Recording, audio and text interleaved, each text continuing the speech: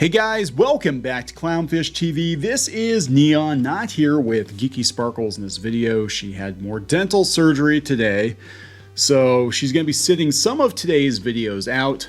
She's in a little bit of pain right now. She doesn't want to talk any more than she has to. Sorry, but we're going to talk about comics. We're going to talk about crowdfunding. We're going to talk about our future plans. So if you have no interest in crowdfunding or comic books or our comics or any of the stuff that we make, now is your perfect chance to just turn off the video. You can just turn the video off because we're going to talk about this. We're going to talk about kind of the business side of crowdfunding comics. And again, what we kind of plan to do going forward based on the current landscape out there. Before we get into it any further, please subscribe for more pop culture news, views, and rants, guys. And I'm going to direct you to shopclownfish.com. That's actually our kind of meager store. We don't have as much in it as we used to. We are going to be, I think, using Shop Clownfish as kind of a hub for all the stuff that we make, whether it's comics or apparel or any of the other projects that we're working on right now. We've got a lot of stuff going on. We've got games we're working on right now. We've got other kinds of merchandise. We've got things in the works that you probably will not see for another year or two. But we're going to kind of I think, centralize everything on this website, right? And we kind of saw the writing on the wall last year with all this talk of Kickstarter and Indiegogo and potential shadow bans and all of that jazz, that we thought it was a good time to get our website set up to be able to take pre-orders and crowdfund directly through the website, right? Now, we didn't do that for our last two crowdfunders, and I kind of regret it on some level. I'm going to tell you a story about what happened with Indiegogo. And then I'm going to show you what our potential solution for that is. Now, before I get into what's going on with Indiegogo, I want to reiterate, I don't have a problem with Kickstarter or Indiegogo. We've never been shadow banned that I'm aware of. In fact, Kickstarter was actually really good to us when we took Crimson Wren back over there for a second chance. They actually reached out to us personally, sent us an email and said, hey, thank you for coming back. Thank you for giving us another chance. I thought that was pretty cool. That being said, there have been other people that claim they've had issues with crowdfunding platforms, either shadow banning them or, taking their projects down. You would have to look into the project itself and the circumstances to see exactly kind of what's going on. Sometimes the projects do violate the terms of service. Sometimes a shadow ban isn't actually a shadow ban. They're just not actively promoting your project because in the case of Indiegogo, my personal opinion is Indiegogo is much more focused on tech than they are on comics. In fact, they had some statistics out there talking about what each platform specialized in. And Kickstarter obviously specialized in creative projects and games, whereas Indiegogo focused more on tech projects. And there's definitely a huge difference between Kickstarter and the amount of money they make and Indiegogo and the amount of money they make. But that's an issue. So anyway, I have to tell you kind of what happened with me with Indiegogo with our last campaign we did previously on Clownfish TV, which is a comic book about Clownfish TV. It was actually originally going to be a webcomic, and then we decided we were going to compile it into a book. And this was done during the pandemic by Jim Wong, and I think he did a very good job. Actually, it's very funny stuff, and we're happy to bring it to people. So we crowdfunded that a couple of months ago on Indiegogo. And something very, very strange happened.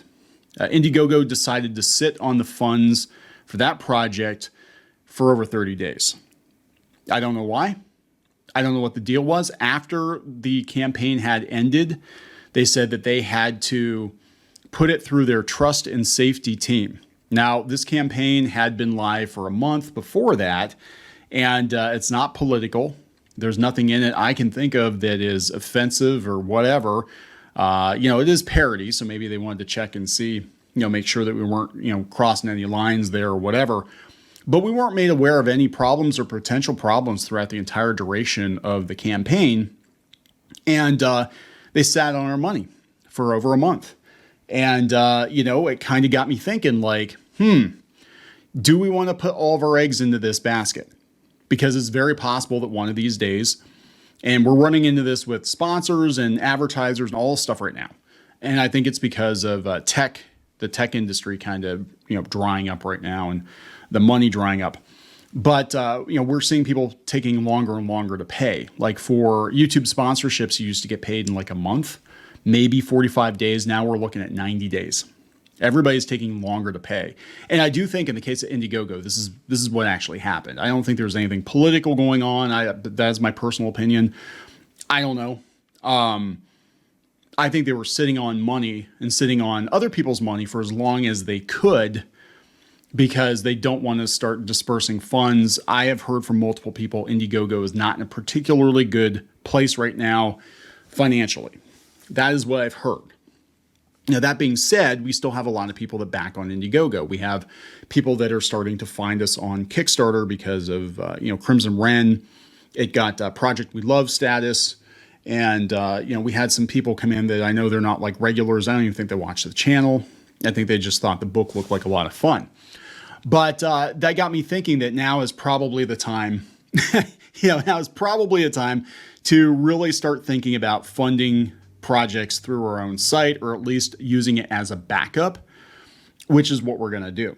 So we've done it before. Actually, Bubbly Steve, we did Bubbly Steve through the website, and I think we did the original version of the Clownfish pin through the website. But if you go out to shopclownfish.com, we are doing a second chance offer for both of these books. Now, Crimson Wren is supposed to be in. It's supposed to be in next week.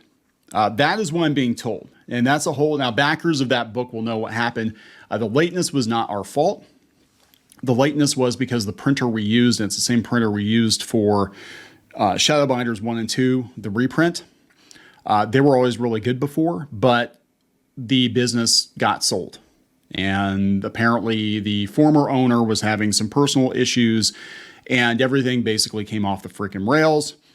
I had several very tense, angry phone calls with them, and I may or may not have threatened them. I'm not physically, but I may or may not have threatened legal action if it did not get resolved.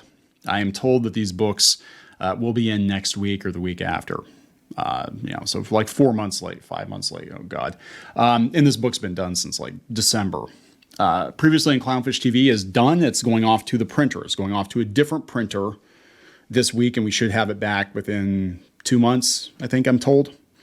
Anyway, if you missed out on either one of these campaigns, you can go to shopclownfish.com. It looks very much like Kickstarter Indiegogo. It goes through our shop, and you do have protection through PayPal and Stripe or whatever you're using to pay it. Now, one cool thing about this, though, if we start doing this, is you actually can break payments up, which I think is pretty cool. So if you don't have the money to pay right away, you can break it up into 4 payments, but you just go down the drop down and pick the tier you want, just like you would do on Kickstarter or Indiegogo. And, the money goes directly to us. Of course, we've got payment processors, in there. We've got PayPal and Stripe in there, but we don't have to wait 30 days to get paid either. And because we had to wait 30 days for previously on Clownfish TV, that book is probably going to be a month late now, because I was not going to pull the trigger on getting it printed until we had the funds in hand, because what I was afraid of was they were going to come back from Indiegogo and be like, yeah, you know what? We just decided not to give you the money. We just don't want to give you the money because we don't want to. So that's kind of a scary place for creators to be, right? I think the fewer third parties you get involved in your stuff, the fewer opportunities there are for meddling, tinkering, critical failure, and again, we're not going to give up completely on Indiegogo and Kickstarter. Once these books are out the door, or at least getting shipped, we're going to launch Shadowbinders 3, which, we've been sitting on for quite some time. Shadowbinders 3 is more than halfway done because it's the remainder of the webcomic content, and it's also brand new material. So going forward, Shadowbinders is going to be a regular graphic novel like Crimson Wren. And that's how we're going to do it, from now on, because it just works better. It works better that way. The webcomic scene is kind of dead, but it's exciting to be able to go back to that after 10 years. I mean, the comic has been on hiatus since I guess it's been 9 years, since 2014. So that's going to be kind of exciting, right? We're going to do that. And we're going to hopefully by the end of the year be able to do Crimson Wren Volume 2. Now, one of the things I like about doing it yourself, right, besides the obvious that you can control things a little bit better, is that you can constantly be doing pre-orders for product you want to produce. The one thing I never really liked about doing crowdfunders is you couldn't just do the book. I mean, we do that mostly, but it was always oh, you got to do the book, and then you got to do this ridiculously expensive tier, and then you got to make a bunch of stuff in this campaign, and you can't just take pre-orders for books. So looking at our website going forward, it's probably going to be a case of, hey, we want to do more Bubbly Steves. So, when we're ready to launch this, we can't launch it yet. We're still getting pricing, but we want to do another order of Bubbly Steves. Hey, we need 300 and some people to commit to buying a Bubbly Steve, and then we will go ahead and do it, right? And that's minimal risk for us. And we don't have to be we're going to do a big Bubbly Steve campaign on Indiegogo and Kickstarter, and then give them 5 or 7% or whatever they take, and hopefully we hit it. But that's the same with anything. I'm looking at this, I'm this is actually kind of cool, because we can do if we just want to do a pre-order for a pin, we can do it, or new pins, we can do it. A piece of apparel, a game, an action figure, or something like that, we can do it on our site. We don't have to go through Kickstarter and Indiegogo. And I think more creators, I don't care where you're at politically. Okay, this isn't a political thing. It does seem like conservatives do get deplatformed from these places more often than not because of the leanings of the people at the company. That being said, I think it's always wise to make sure you control as much of your production and distribution as possible. This is why I was advising people against maybe using Patreon, because Patreon has proven itself to be really iffy. In the past, they've banned creators for no real reason. They've banned them for different reasons, not just politics. They've made it known that they will follow you around the internet, and if you say something wrong, somewhere on the internet, you could, lose access to your funds, and the reality is they're not necessary. Again, it's a middleman taking money from your fans, and they'll go wherever you point them. I do understand, though, that if you want to find new backers, new followers, you do have to kind of use the platforms. So I think going forward, what we're probably going to do is big book campaigns or big game campaigns, we probably will put on Indiegogo and or Kickstarter. And also after the fact, do like we're doing here and put them on the website. Smaller things, like if we're just doing a plushie, or we're just doing a pin, or just doing an action figure, or something like that, I think we will probably just run it through the website, because it doesn't make sense to launch a full-blown campaign. But this is actually the new normal.